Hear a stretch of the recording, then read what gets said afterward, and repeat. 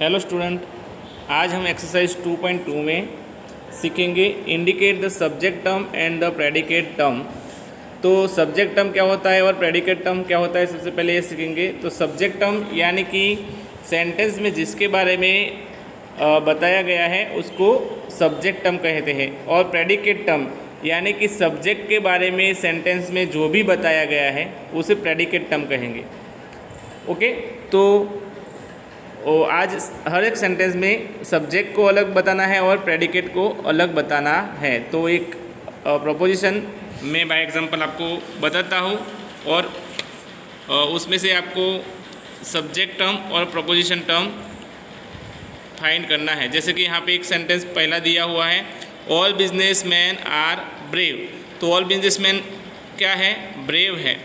तो इसमें से सब्जेक्ट टर्म कैसे पता चलेगा? तो जिसके बारे में बात की गई है सेंटेंस में तो वो सब्जेक्ट टर्म है। तो किसके बारे में बात की गई है? तो ऑल बिजनेसमैन। तो बिजनेस के बारे में बात नहीं है। किसके बारे में बात है? मैन के बारे में भी नहीं है, ऑल बिजनेसमैन के बारे में बात है।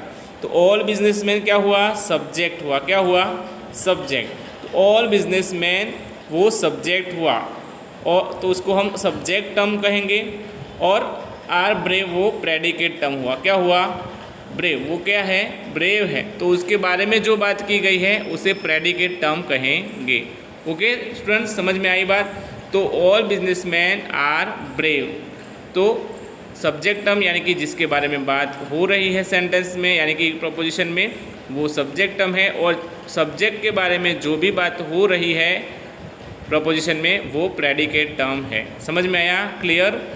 ओके, सो सेकंड प्रोपोजिशन देखते हैं कि सम मेडिसिन्स आर नॉट बिटर। कुछ दवाइयाँ होती हैं वो कड़वी नहीं होती। तो सम मेडिसिन्स, यहाँ पे कुछ दवाइयों की बात हो रही है। सम मेडिसिन्स, दैट्स वाई इसे क्या कहेंगे?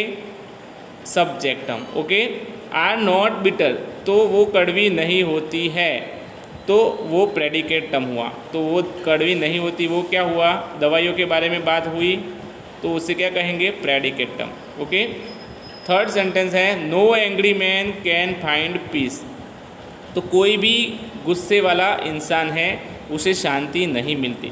तो नो एंग्री मैन वो हमारा सब्जेक्ट टर्म हुआ, एंड कैन फाइंड पीस, तो कैन फाइंड पीस वो क्या हुआ?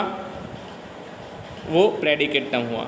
Okay students, fourth sentence some landlords are good people. तो सम लैंडलॉर्ड्स, तो उसको हम सब्जेक्ट टर्म में रखेंगे, एंड आर गुड पीपल वो अच्छे इंसान होते हैं, वो क्या हुआ? Predicate term. फिफ्थ सेंटेंस है ऑल लवर्स आर इमोशनल। तो सारे जो लवर्स होते हैं यानी कि वो सब्जेक्ट टर्म्स है, एंड आर इमोशनल होते हैं वो प्रेडिकेट टर्म है। सिक्स्थ सेंटेंस है सम सब्सटेंसेस आर लिक्विड्स। कुछ सब्सटेंसेस होते हैं वो क्या होते हैं? लिक्विड्स फॉर्म में होते हैं, यानी लिक्विड होते हैं। तो सम सब्सटेंसेस होते हैं वो सब्जेक्ट टर्म है, और आर लिक्विड्स है वो प्रेडिकेट टर्म है।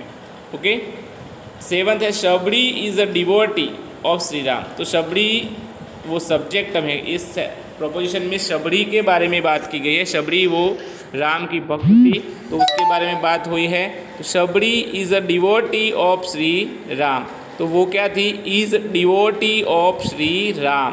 तो यहाँ श्री राम के बारे में बात नहीं हो रही है, शबरी के बारे में बात हो रही है। तो वो श्री राम की डिवोटी यानी कि भक्त थी, तो वो हमारा प्रेडिकेट फॉर्म हुआ, is a devotee of Shri Ram. Okay, 8 number है some young people are hopeful. तो सम यंग पीपल कुछ युवान लोग, तो ये हमारा सब्जेक्ट टर्म हुआ। कुछ यंग यानी कि कुछ युवान लोग वो सब्जेक्ट टर्म है, एंड आर होपफुल यानी कि क्या होते हैं? होपफुल होते हैं, तो वो प्रेडिकेट टर्म हुआ। उसके बाद 9th है सम ड्रामाज आर वेरी ब्यूटीफुल। कुछ ड्रामाज होते हैं यानी कि कुछ नाटक, तो वो हमारा सब्जेक्ट टर्म हुआ, एंड आर वेरी ब्यूटीफुल वो बहुत खूबसूरत होते हैं यानी देखने लायक होते हैं।